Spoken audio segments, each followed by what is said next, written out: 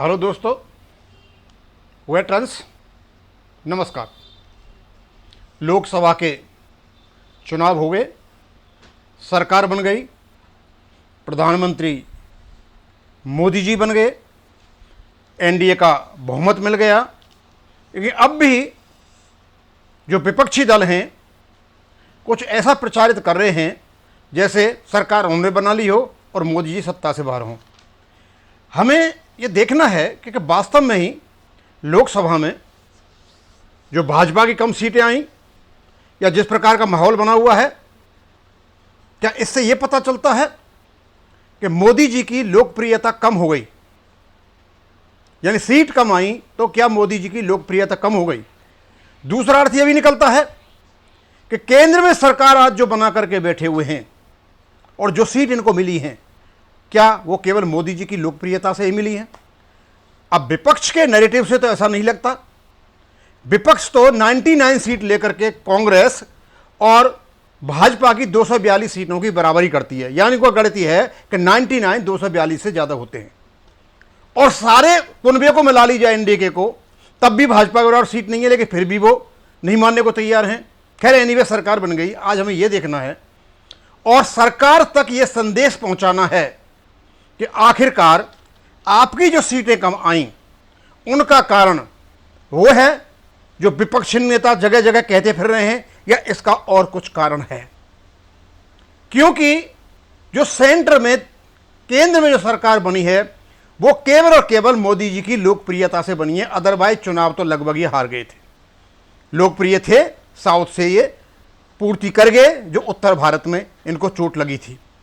अब हम देखते हैं कि भाई जो विपक्ष वाले कारण दे रहे वो नहीं है, तो फिर कारण कौन से हैं?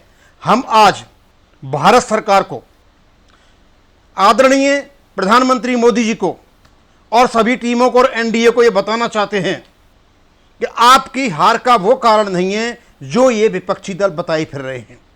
चाहे कितने ही 1-1 लाख की नौकरी दें, कितने क्रेडिट गारंटी दें, उससे कोई फर्क नहीं पड़ने वाला था।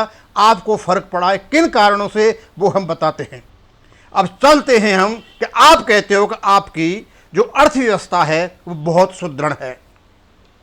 जब अर्थव्यवस्था सुदृढ़ है तो निर्णय लेने में क्यों आपकी देरी हो रही है? जो कुछ आपके ब्यूरोक्रेट्स ने किया वो कारण बने आपकी कम सीट आने के। अब कारण कौन कौन से हैं मैं बता देता हूं। सबसे बड़ा कारण था आपका ओआरओपी का घमासान। 1.5 साल तक जंतर मंतर पर पूरे देश में, पूरे देश के पूर्व सैनिक ये हल्ला मचाते रहे कि ओआरओपी में खामियां हैं, आप उनको ठीक करें। ठीक करने की बात तो दूर, आपके ब्यूरोक्रेट्स ने बात तक नहीं करने का साहस नहीं किया या बात तक नकार दी। हमने ये कहा कि आप कुछ मत करो, आप 3 जजों की कमेटी दो, वो भी आपने नहीं दी और इससे असंतोष पैदा हुआ।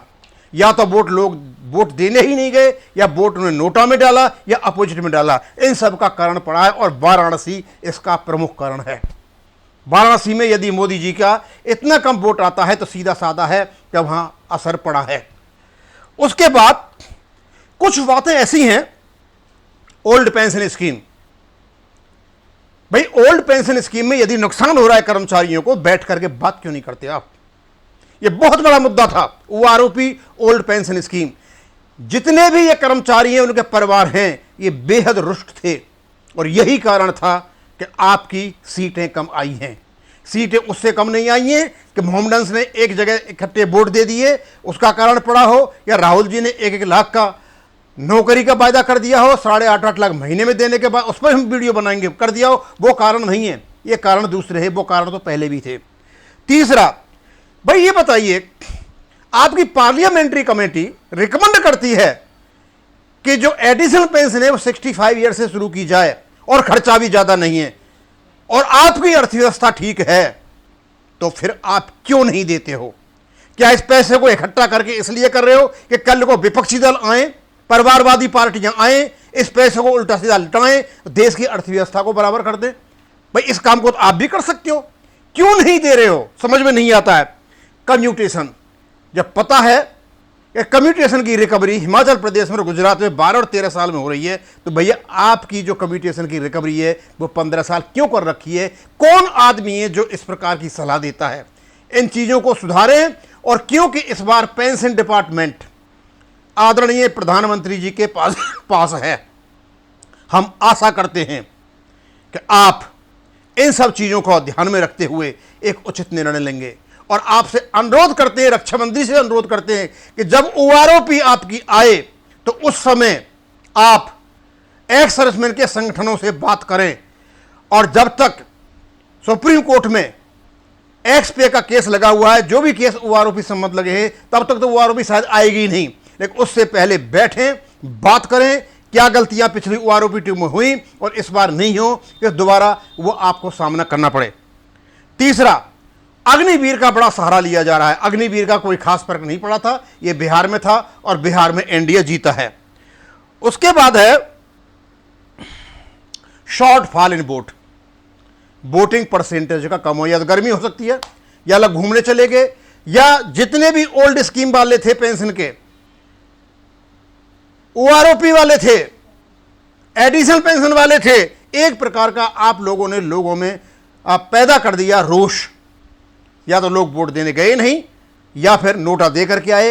इन चीज़ों का पड़ा है कारण आप, और कोई कारण नहीं है।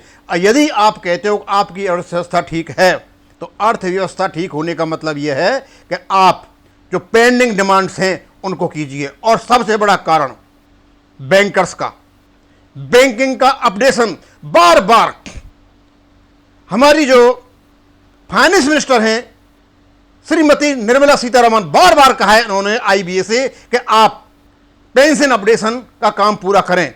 उसके बावजूद भी आईबीए ने नहीं किया। इसमें आईबीए का भी बहुत बड़ा हाथ है लोगों में रोष पैदा करने का। और एक बात, जब पूरे देश में डीए का पैटर्न एक है, तो बैंक के पेंशनर का डीए पैटर्न वो क्यों नहीं है? ये छोटी छोटी बातें रोष पैदा करती हैं, आपके खिलाफ पैदा करती हैं। और यदि इस प्रकार की खिलाफ रही और ये जो आपने अर्थव्यवस्था अच्छी बनाई है इन विपक्षी बेईमान लोगों के पास चली गई, तो ये तो खुद तो खाएंगे ही, इसको लुटाएंगे और इसको सारे को बराबर कर देंगे। ये बहुत छोटी छोटी समस्याएं, छोटे छोटे खर्चे हैं। और जो पेंशन डिपार्टमेंट है वो आदरणीय मोदी जी के पास है, इसको अच्छी तरह से देखा जाए, क्योंकि पेंशनर्स की जो डिमांड हैं वो जायज़ हैं और उनको आप मानना चाहिए। और अजीबो गरीब एएफटी के जो केस पड़े हुए हैं, जो जीत गए लोग, उनका भुगतान नहीं हो रहा है।